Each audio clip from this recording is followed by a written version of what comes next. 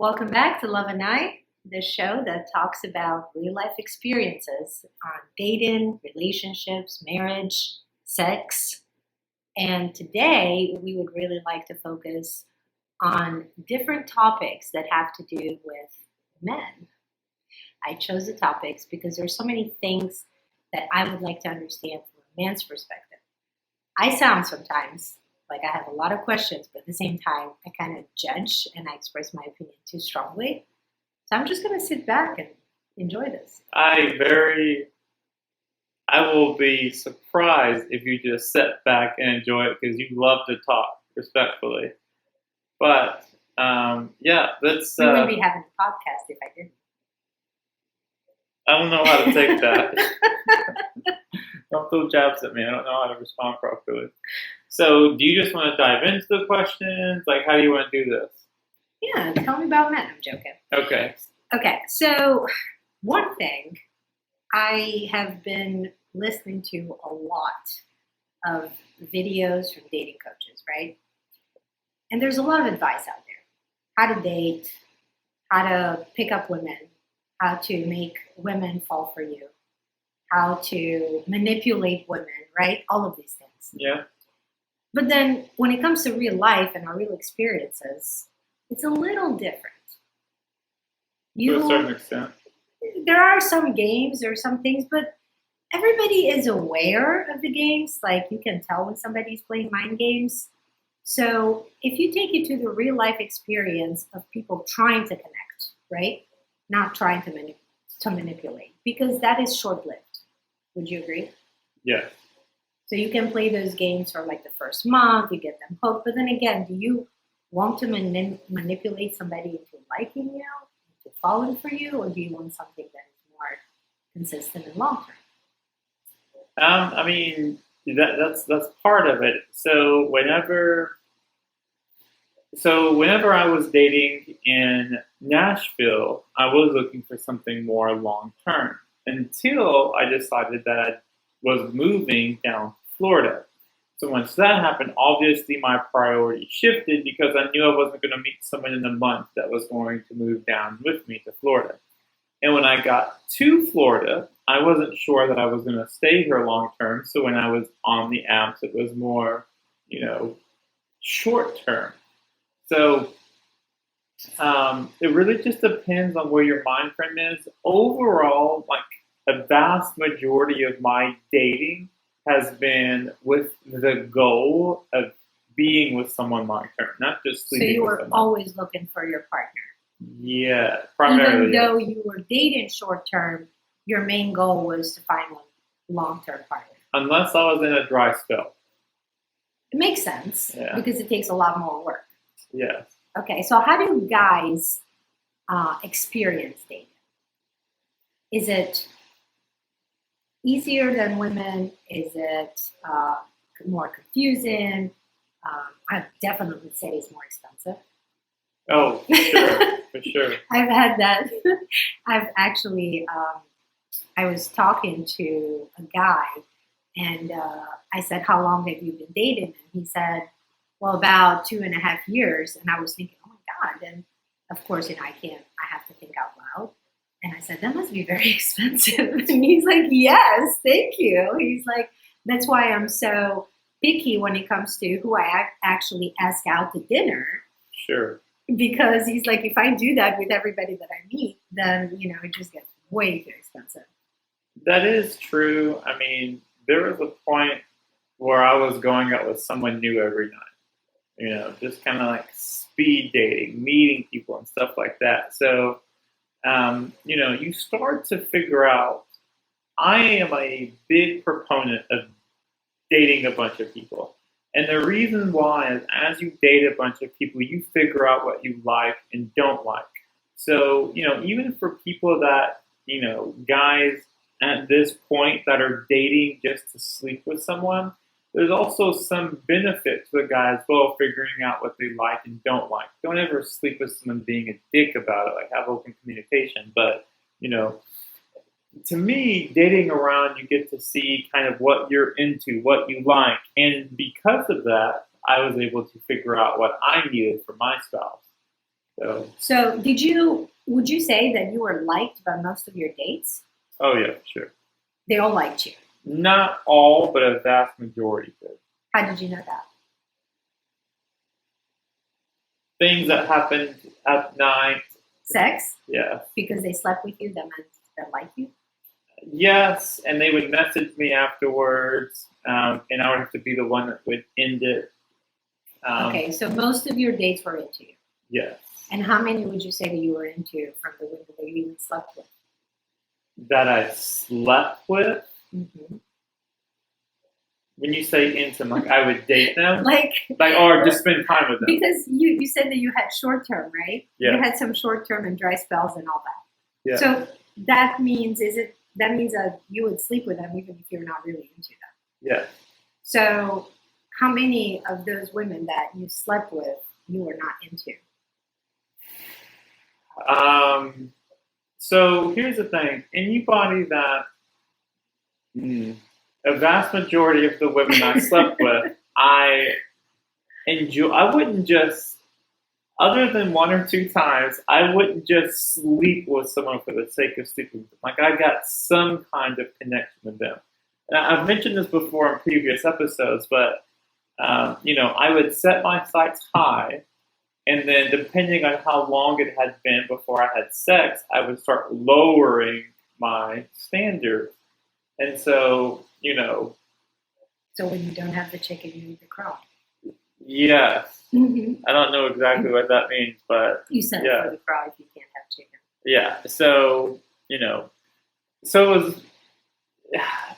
it's never, I mean, to me, it was never, I'm 100% looking for a life partner, or I'm 100% just. But why were you setting your standards so high if you were not looking for a partner? Well, because as a guy, you want to sleep with the most attractive person you can get with. Okay, so attraction comes first. On apps, yeah. Mm-hmm. Yeah, on apps in person, yeah. So, And then would you lower your expectations and your standards in relation to attractiveness? And I can't, I don't know what's wrong with my voice today. In relation to how attractive they were, or would you lower it in other aspects of their personality? Attractiveness. Okay. Because most women don't know how to do their dating profiles. They don't. Most women's profiles are awful. Sorry, ladies, but your profiles are awful. Most men's profiles are awful. Sure, yeah, 100%. I'm sure they are.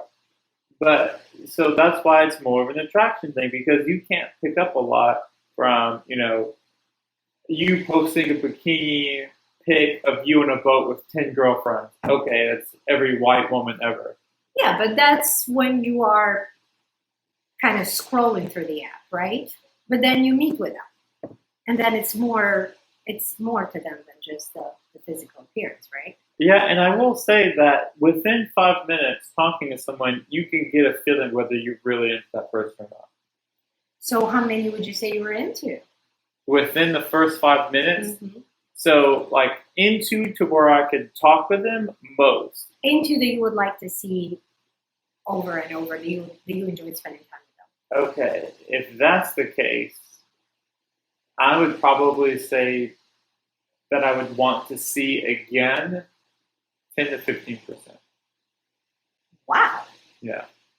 That is very low. I went on a lot of dates. No. I mean, yes, of course. We all go on a lot of dates, but I would say that actually, well, I guess it's different for men and women, right? Because I would not sleep with somebody if I didn't want to see them again. How many? What is your percentage? People that I was really into, the majority. Okay. The majority of guys that I dated or I spent even time with, I would say, even if I spent a month with them, right, or even 2 months, it was somebody that I could see myself developing, into a relationship at some point. But if I didn't feel that I want to see them again next week or that I want to spend time with them, I just wouldn't. But guys will, right? You would still see them, even though in the back of your mind, you're like, very, very temporary. Yes. Okay, makes sense. I guess it's because of sex. Yes. The biggest driver. Yes. Okay. So you said that in the back of your mind, you were looking for the right partner. You had those standards set.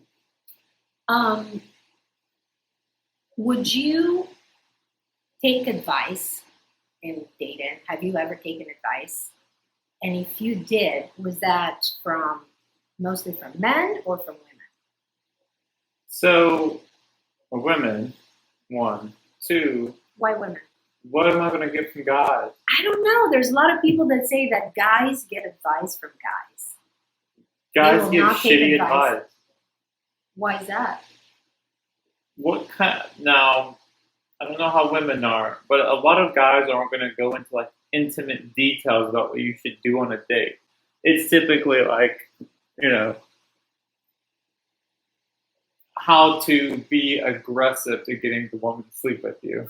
Okay, how to play the game, Yeah. how to dress, how to smell good, and all of this stuff, right? And then when it comes to how to have a conversation and those other skills, or to get some feedback, that would come from women.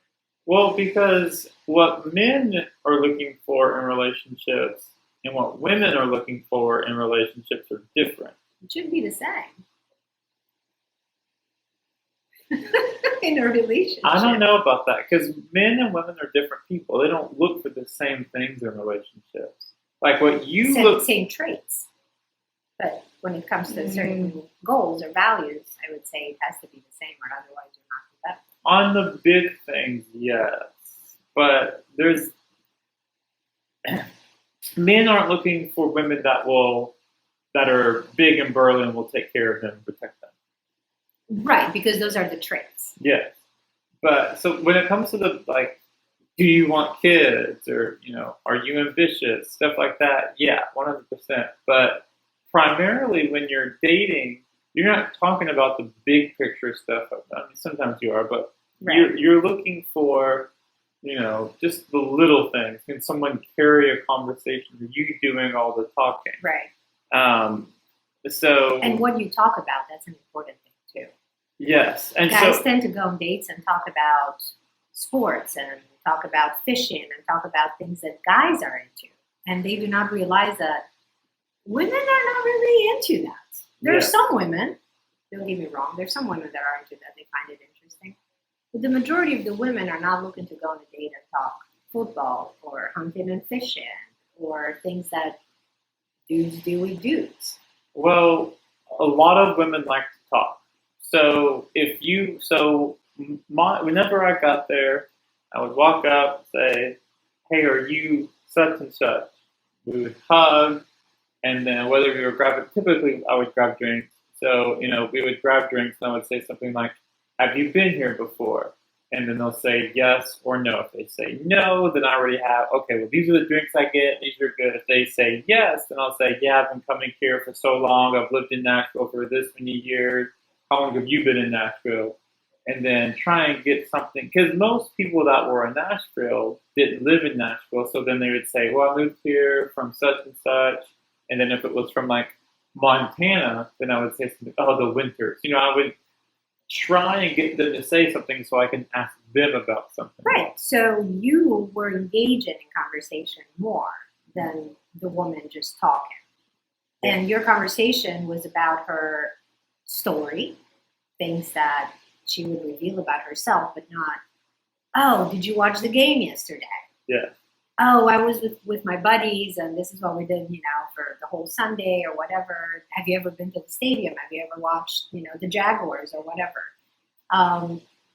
It's very different because it doesn't leave room for the woman to express something about something about herself that is more personal, right? And you can get feedback. They don't have to say the feedback for you to understand what can I do to be better. So you're talking about the sports thing. So let's say that you are on a date, someone starts talking about sports, you probably aren't going to be able to dive too deep into it. No. So if a guy can see that and think to themselves, why did this date not go well? Oh, because I didn't engage them. My philosophy was start asking them questions as they say things, tie in my personal my personal part, Right. and then ask them a question. So that way, it's a conversation. It's not she's telling me something, I'm immediately asking a question. She's saying something, I respond, I ask a question. She says something, I respond, I ask a question. Keep the conversation going.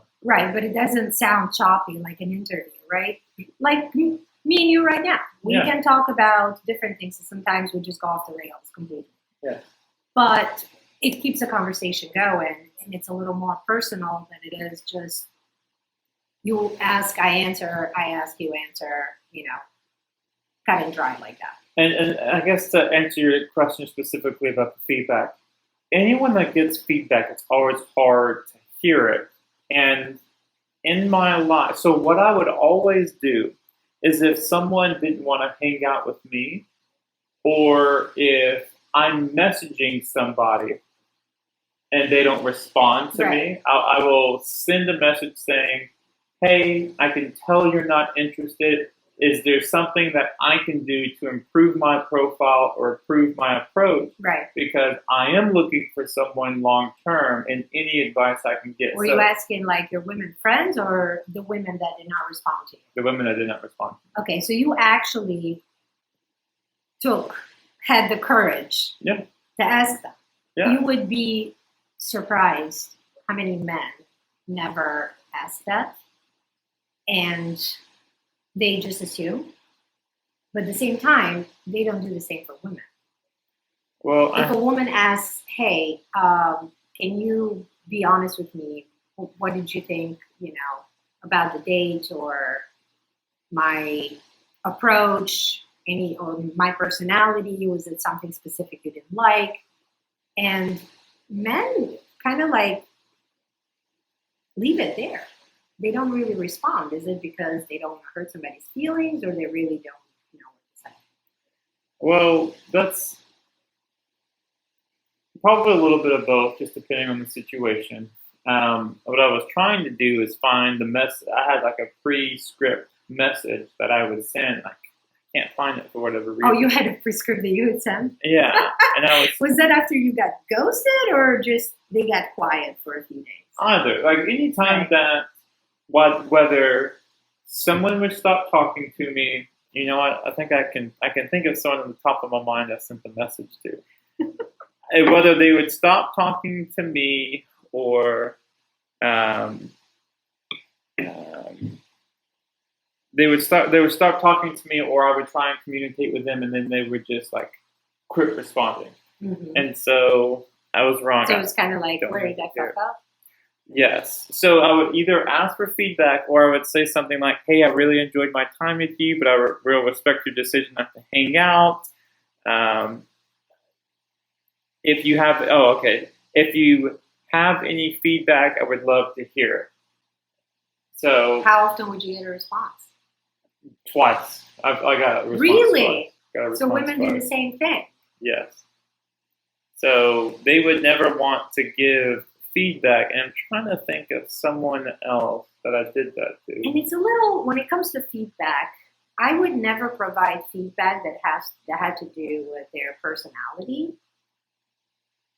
Was more of how I felt around them, or the vibe or the connection that was not there.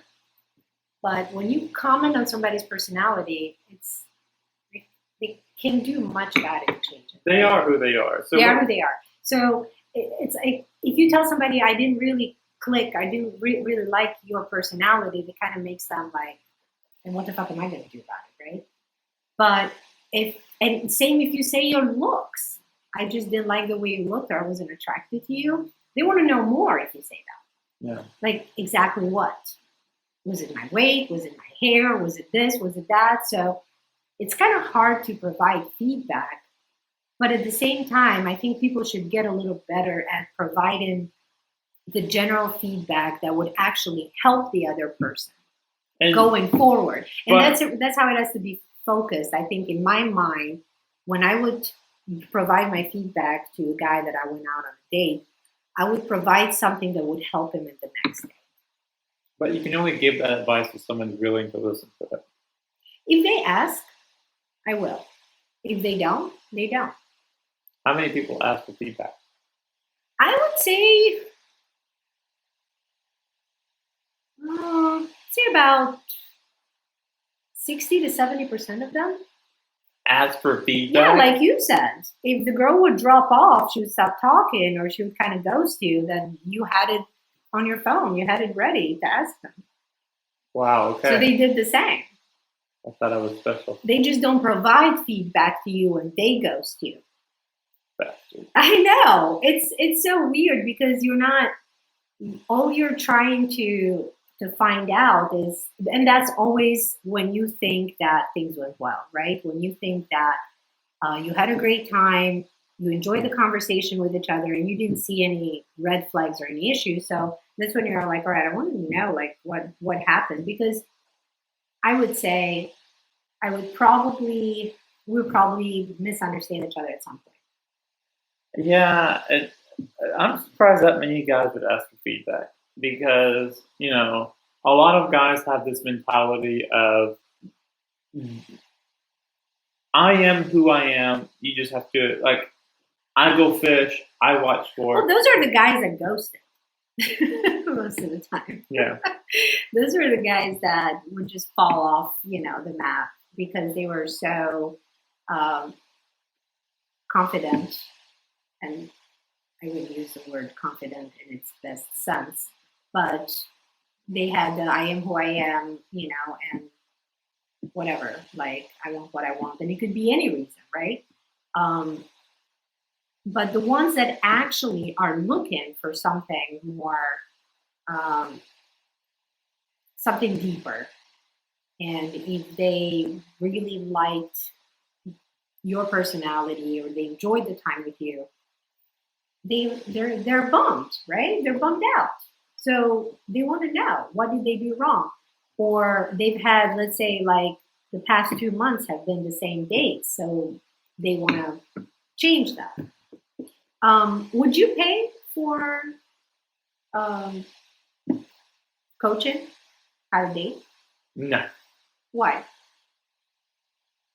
If you're gonna date for, let's say, 6 months, and you're dating with intention and you haven't met anybody that really stuck around, or somebody that wanted to sleep with you,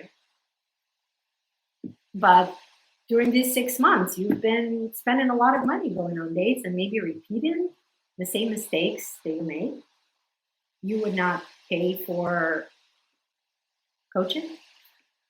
No, so what I would probably do is probably more therapy. And the reason why is because if you're going that long, there's probably something like in you that you need to fix. Whether you're anxious because you've been cheated on in the past, or you don't know how to, you have this, I don't know, your mom didn't treat you well, so you have this problem against women. Your traumas. Yes. So you've done therapy, right? Yes. And what was the catalyst of that? I cheated on my girlfriend. So you wanted to know what was wrong with you? Yes. I wanted to figure out where it came from, and what I found out is I didn't have a lot of self-esteem. Believe it or not, I wasn't a very confident person. And so I would seek validation through sex. And so when my girlfriend at the time wasn't sleeping with me, I didn't feel validated. And I already had a very low self esteem and confidence that it hit me hard. So when another woman showed interest in me, I just jumped on it immediately. Right.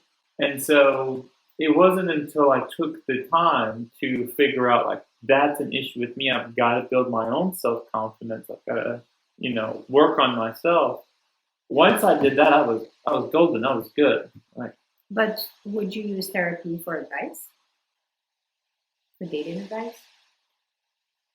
again, I think if you're having a hard time dating, it's just because there's something innate in you. And I am a big believer, if you just listen and take things at face value, you're going to be good. So if you pay attention to someone and their body language or whatever, you'll be able to tell, okay, this is boring. Someone switches the subject, it's not interesting. So it's the ability to be To read the other person. yes. I mean, I guess I can understand why some people would want to hire a coach to help them with their relationships, but to me, I don't. I'm a big believer if you're having an issue with relationships, it's because you need to work on yourself first. And once you work on yourself, you'll be fine. A lot of people don't know exactly what that means. I know. I think that leads to the downfall of many relationships. Yes, and relationships end before they even begin. Yeah. Because there are some deep-rooted behaviors that people take from one relationship to the next by blaming the person they were with instead of looking into their own issues that causes the same cycle, right? And there are two separate things. One is you go to therapy and you try to understand your own issues. But those are internal issues that you have to understand, and it takes time. But then you don't know if you really have a good understanding of your issues until you are in a relationship where all the triggers happen. And that's when you're able to either see it, catch it, be aware, act or react in a different way. And those only happen when you are in a relationship. If you're single, let's say you're doing therapy and you're single and you say, I don't want to be in a relationship for the next 2-3 years because I'm working on myself, right? Working on yourself is not just understanding about yourself, but it's also how do you put this knowledge into practice in the relationship. But I also think that it's not a bad idea to go on dates while you're working on yourself, just as like to practice. Yes, and to also as a check-in for yourself. Did this date go well? Did it go You check your own boundaries too. Yeah. Like I did that as well. Like I would go on dates purely to, and I know that this sounds bad, but I would go on dates to test myself on certain areas that I was working on to see how easy that would be for me. Wow, you are an awful person. I'm not Just awful. kidding. Some of them, some of them were great, some of them were not. But at least I could see I was much more confident in making that distinction. I was much more, because I did have this issue, and I think a lot of us have it, even though we don't like to talk about it. Especially when you come out from long marriages or long-term relationships, like 15 to 20 years, you've lost parts of yourself. Like you're not as confident. You're not as confident when you were in your early 20s and then you were like in your early 40s. You have had a lot of experiences, you've had some traumas, you have some things to work with, you have some baggage to work, and you don't have that kind of confidence. And sometimes the fact that somebody is showing a lot of attention to you, you're not able to see it exactly for what it actually is, but you make other stories in your mind. That's why people get attached to others so quickly, because in their mind, they're already making a movie, making a story of what this could be. Well, but that's why you want to find someone that you can have an intellectual and emotional connection with, because whenever you can have that connection with someone and you can talk about your traumas and talk about the things that trigger you, no one's going to be perfect. But if you can find someone that you can have a conversation with that is on that same intellectual and emotional level as you, then it's not as big of a deal. Like a lot of people, they get into it for that sexual connection, like, wow, she's hot, or she has a certain features I'm looking for. But long term, you need to find someone that understands your traumas, that listens to your traumas, and whenever you get triggered and something upsets you, that they can take a step back and be like, oh, okay, so I did this. He or she has told me that this triggers them. So now I need to respond to that, because most women have been cheated on in their lives. So I realized that going into a relationship, that if a woman feels like that I'm not being faithful or I'm doing something that comes off like I'm not interested or whatever, I always make sure that I respond to that by listening, asking them to give me feedback, tell me what it is I did so that way I can respond to it. But that's a lot of work. It is. And would you Relationships are put work. that same amount of work into a relationship that just started or in the dating phase? And that's the thing. It takes time with somebody to get to that vulnerable stage, right? To talk about your triggers, to talk about your traumas. It takes trust in order to do that. And that's time in between. So initially you are attractive, sexually attractive. And then you see if there's enough bond to build an emotional attraction where you can talk about these things and intellectual. So if you had to choose, right? Because a lot of people say, oh, I would always say, I just want to meet somebody that I have these three connections with: intellectual, emotional, and sexual. And I would not be able to be without any of these three. And there were other people that said, oh, I don't have to have all three, I can just have two. So if you had to have two, which ones would you choose? I mean, intellectual and emotional. No sexual connection. I mean, you would want the sexual, and it would be difficult to not have a sexual connection. I mean, frankly, I think you need all three. But I mean, if I had to choose intellectual and emotional, because I can masturbate, but oh my God. But that would be a friend.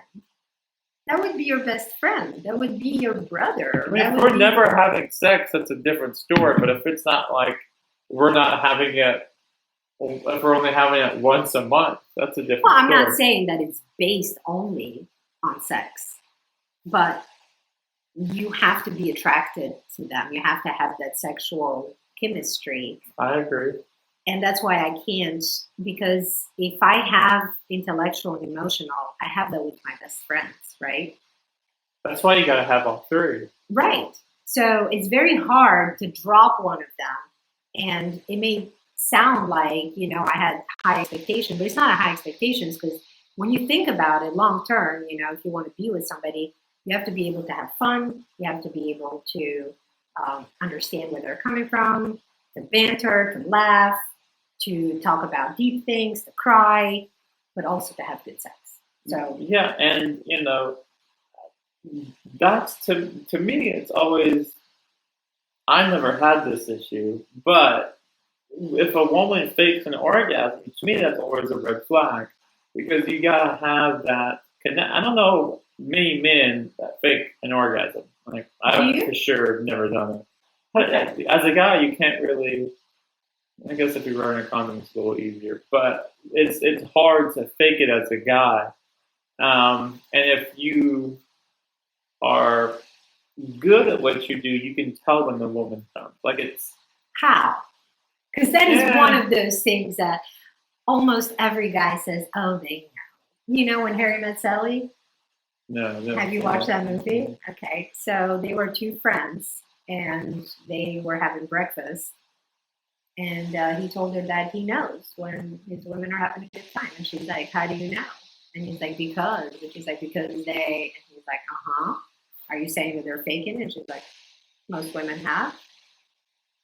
And he's like, nah, get out of here. So she started faking an orgasm. That's right. And he was just, damn. I mean, I don't know how to explain it without getting too graphic, but if you're paying attention to the person you're with, there's a lead up to it, mm-hmm. and then there is the climax to it. Mm-hmm. And if you're with a woman, so I'll just tell you straight up, like, one thing that I always did, one thing that I always did initially is I was very big on oral first. Like, right. I would do that and come so that way I Well, you don't know, you think you. Why would a woman fake it then? Wrap it up. But you're typically not only going to do that. No, you're not only going to do that, but they are not feeling it. They don't want to make you feel like you don't know what you're doing. But typically they would say something like, let's try something different, or let's just go at it. Like, not typically. Because guys kind of take it to heart, right? Oh, am I not good enough? Oh, Okay. Maybe, I mean, you're the woman, so I'll take your word for it. But to me, it makes no sense. There's no incentive for a woman to fake it during oral, and to get away from hurting that guy's ego, you can say something like, "Let's just have straight sex," or "Try something else," or I stuff mean, like isn't that. that the same thing? You're giving them the same message, right? I'm I not disagree. enjoying this. Let's try something else. You've never been with a guy that says, "Let's Have you try ever told something a else." woman, let's try something else if she was down on you? No. Exactly. So if you're into something, but you do that's not say different that. because I'm enjoying it. There's never been a point where I've been like, It doesn't this mean is the woman awful. is not enjoying it, but it doesn't always happen. That's the thing. Guys, most of the time, But that's what they I'm achieve saying. the goal. But that's what I'm saying. As a woman, you want to try something else so you get to that goal. You're not going to fake it at that point because there's a next step. Like it's not Yes. it's not sex and an oral. It's oral and sex. So that's why, like, I mean, it can be. Doesn't matter. It doesn't have to be in the same order. Things can change. it can. But at first, that's typically how it goes. I mean, you don't meet someone in the first date, The start warm with up. sex, and then go to oral. But there are a lot of things that get a woman, and that's the thing, we've talked about it before. There are a lot of things that impact a woman's orgasm: psychological state, emotional state, trust with her partner. It's not so often that a woman would be at her complete safety to let go with every guy. Well, it's just not going to happen. I'll just say this. So can every guy tell when every woman is faking it? Probably not. But to me, the best way to figure out whether it's true or not is to get them to come originally, so that way in the future you can tell based on how they responded orally or however it is. Who cares? Going forward, you can tell. No, it's not the same. It's not the same. Would you tell me that you have the same orgasm? The same things happen. No, but are you telling me that it feels the same every time? No, exactly. But that's so it's the the same for women. But there's a common theme. It's a common theme to it. It's a common theme. You get tired when it happens. Yes. You get wetter. So yes. there are signs. You make certain noises, like if you know the person. And that's what I'm saying. That's why when I first meet someone, I would try and get that response. That way, going forward, when you get familiar with them. Yes, that's how you would find out. But it's not that easy. There's no 100% way to figure it out. But let's go back to how do you get to that, right? How do you get to coming to the point of faking an orgasm? Okay. Your looks, man's looks sometimes, okay? Honestly. Like, it's, guys think that by acting a certain way or being a certain way, they can get results. Yes, for sure. And they don't really pay attention to things that are so small but extremely important. For sure. For attraction. Cutting your nose. Cutting your nails. Showering. Like simple things like that. You don't just show up. Because even a woman, she doesn't just show up, right? She has to show up in a way to make herself attractive. I went out on a date with this guy. Uh-huh. We're sitting at the bar, and I just smelled something. It was weird. It was like food, but it was like chicken. So I was like, where's this coming from? Where's this coming from?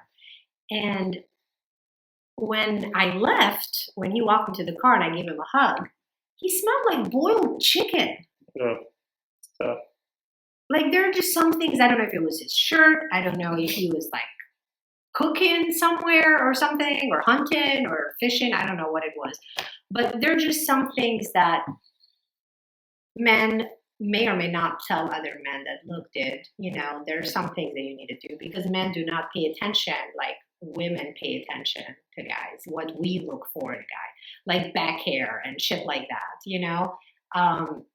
it's things that we pay attention. So women would be a little more suited to advise men on how to properly show up in a date? Well, so I will say that one thing when talking to other guys, if there is a consistent issue, I will always provide feedback in a way that puts me at harm. So I would say something like, if one of my friends has bad body odor, I would say something like, "Man, whenever I was younger, I would have the worst body odor." So what I started doing is putting on deodorant every single time I got out of the shower. Do you think he's going to take that? He's going to, like, a light will go on?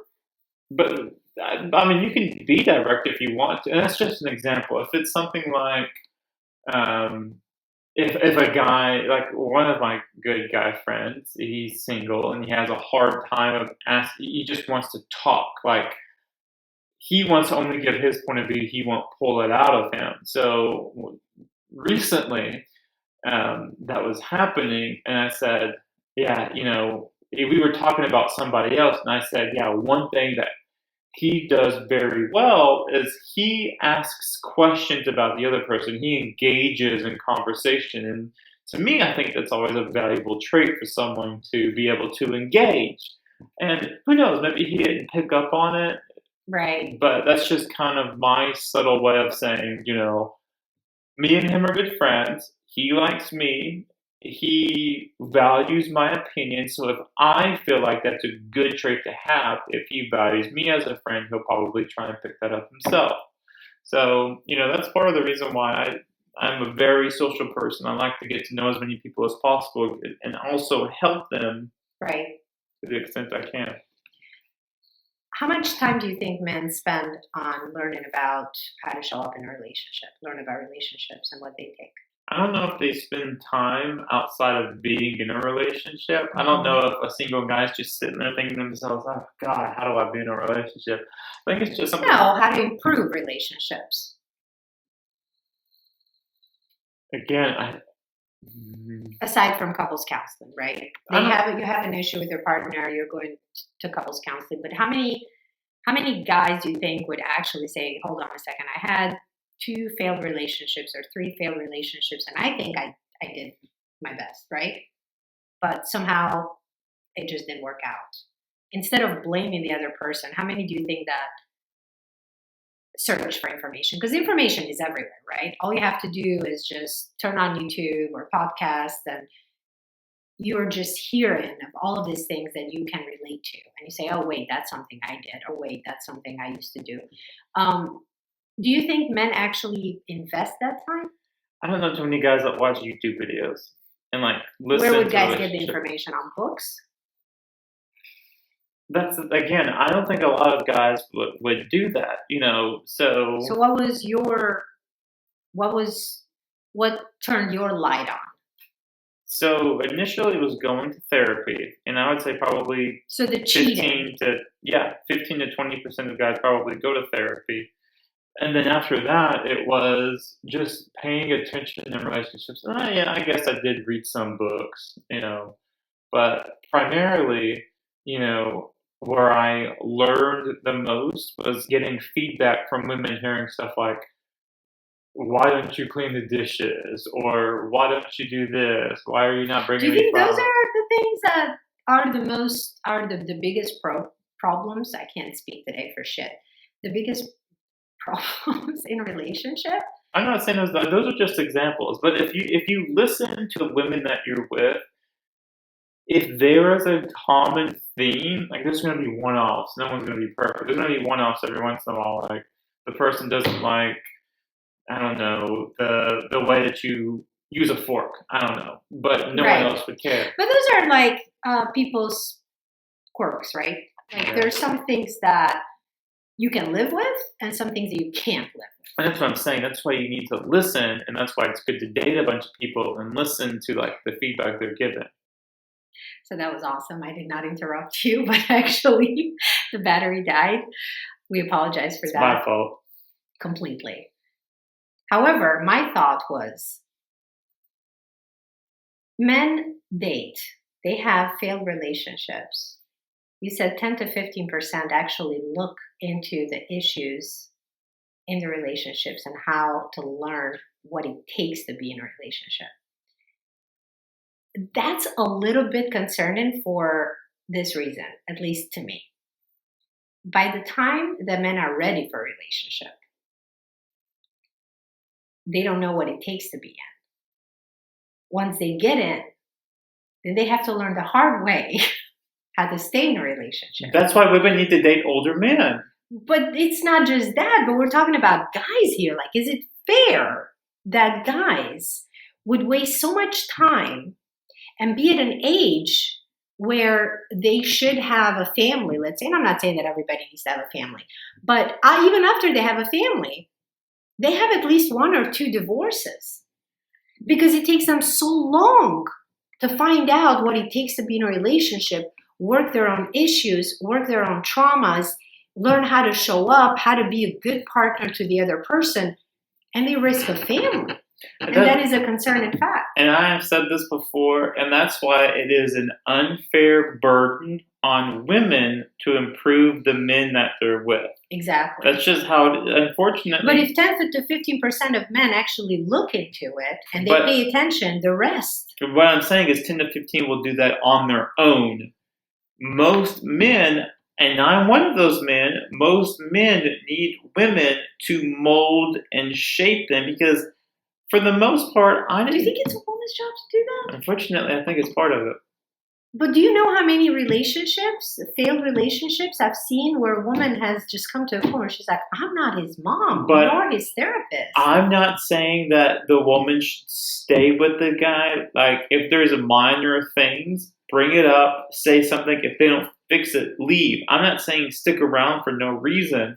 But, if you love someone and you notice they have issues, part of being a woman is trying to build up your man and teaching your man how to be in a relationship. If they are open to that. 100%. If the man's not open to it, leave. Men don't like it. They call it nagging. They call it bitching. They call it, we're fighting too much. Get out. Right. Get out. But then, that's easy to say, right? But then you could have 2 little kids by that time. If you have 2 little kids with someone, you know what their issues are. A lot of people have. Then you aren't paying attention. It's not that they're not paying attention. Is that people go through certain phases and certain things that you think that you can mold somebody. And this is where I don't agree with you. I don't think women can mold men.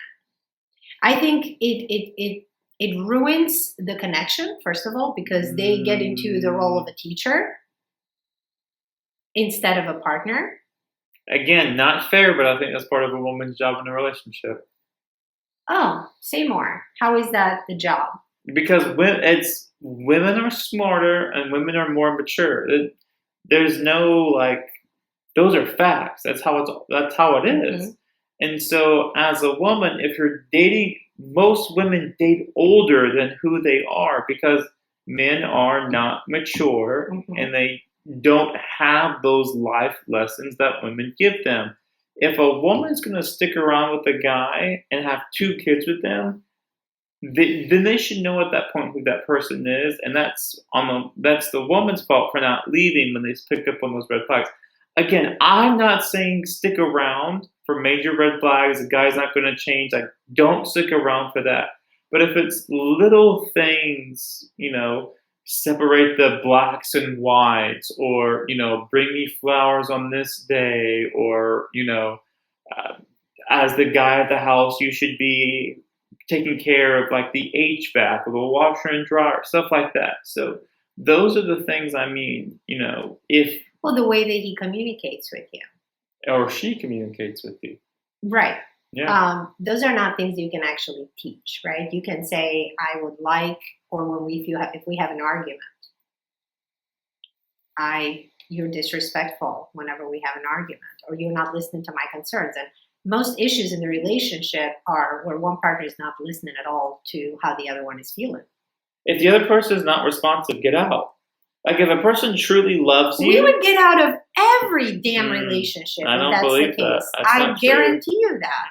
If women did not try to get that light on for guys in the way that they communicate to women, in the way that they open up, in the way that actually listen to women, and not just listen, but make an effort But to change. women sometimes expect you to read their minds.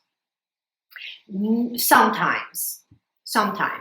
But on the important things, if a woman is mature, now we're talking about a woman that is self-aware. She knows who she is. She knows her own issues and traumas. She has worked on her own baggage.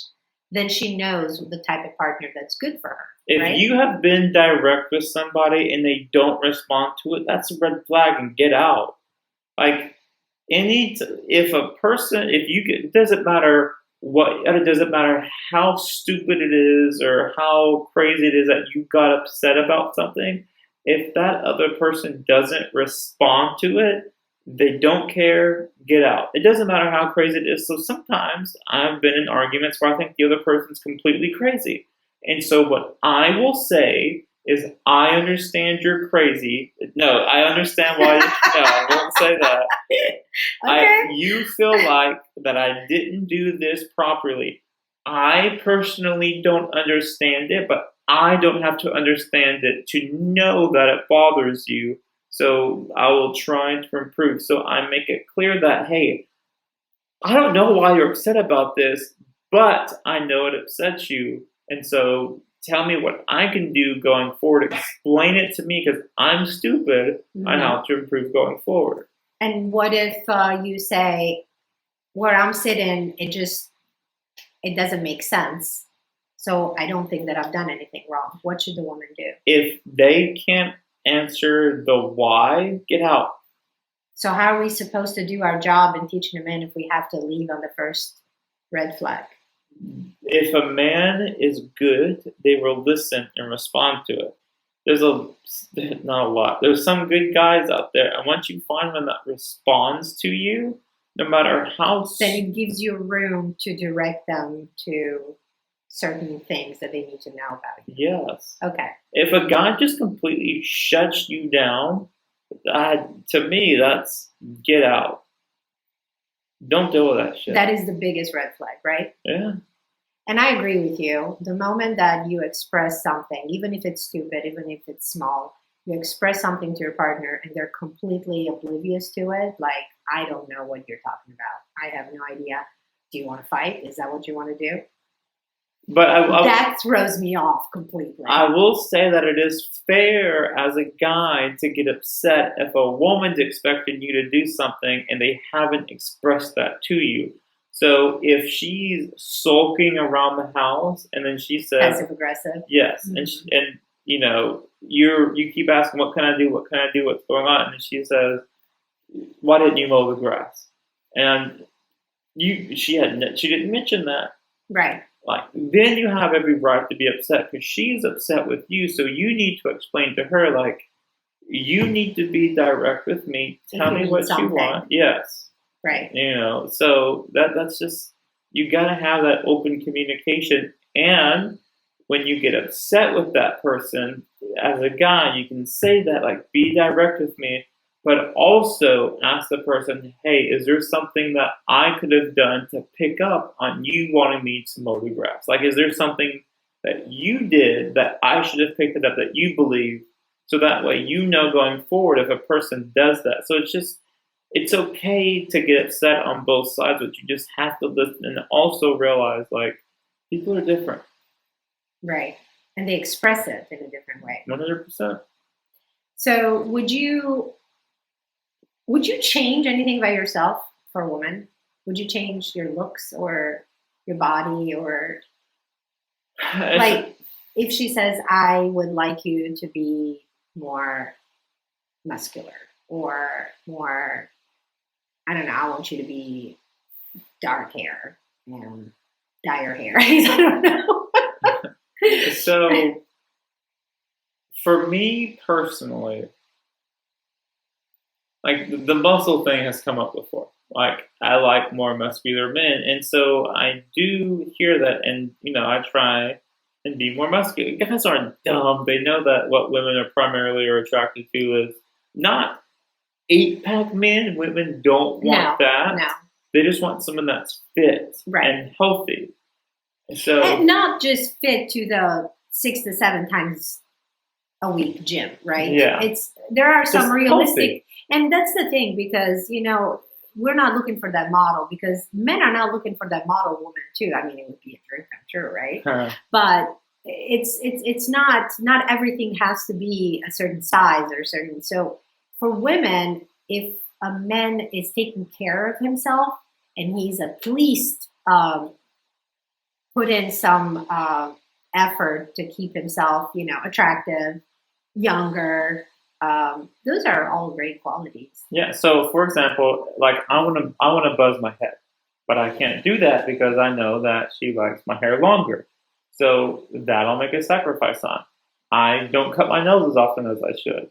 So she'll mention it to me. And so little things like that. I like how you said I'll make a sacrifice. I really do, because people sometimes look at things this way. I'm going to do whatever I want to do. You like it or you don't like it, that's your problem, because you should not tell me how to look or how to be, right? This is how I am. But it's actually, when you said sacrifice, that makes sense. Because what is the greater good? Do you want your partner to continue to be attracted to you? Or do you just want to feed your ego and just call it a day and have other issues later? And it has to be honor sacrifice. So with my hair, because it's not buzzed, I have to spend another 10 seconds in the morning styling it. I'm okay with that. I can spend 10 seconds styling it. Right. So, if cutting my nails, I'll take 30 seconds to cut my nails. So it's something minor when it comes to my appearance, sure. So would you ask your woman to change something about her looks? Oh, why not? Guys know how that game goes. I know, but women are not stupid. Women know that guys like big boobs and big butts. So here's what I would do, is I would encourage the person to come work out with me. Hey, I want to go work out in the morning. You want to come with me? But if she never worked out in her entire life, though? So let me finish. So if she's never worked out, if I know she doesn't want to work out in the morning, I can pivot. If I know that she's more active in the afternoons or evenings, I can say, hey, I think it would be fun if we went to go work out. Would you like to come with me? So or do you want to go for a walk, or do you want to get bikes or something like that? So never saying, hey, you should get on the bike, or you should go to the gym, but make it a couples thing, saying, hey, I think it would be fun if you would like to join. Right. I enjoy biking. Would you like to join? Would you tell her to, let's say if she's blonde, to be a brunette, or a brunette to turn blonde? No. When it comes to women's hair, out. I'm out. Makeup, hair, out. Clothes, boobs. I don't care so much about that. I can do conservative or revealing. I've done both. I don't care about that. It doesn't bother me. So I guess we're wrapping this up. I don't know what to say anymore. Okay. You need to cut this last part. Okay, well, I guess that's it, guys. Bye. No, hold on. Stop it. I'm stopping it. Bye. Pause it. So there's always a point in our lives, in our relationships, that actually serves as the catalyst to learn more about yourself, learn more about your dating type, how you show up, how to keep relationships, how to be attractive, how to be a better partner. And I definitely think that there's a lot more room for men to experience this outside of a woman's job. I agree, but unfortunately, I don't know how many men are going to do it. Well, I guess we're going to have to work on that for the next episode. Ciao.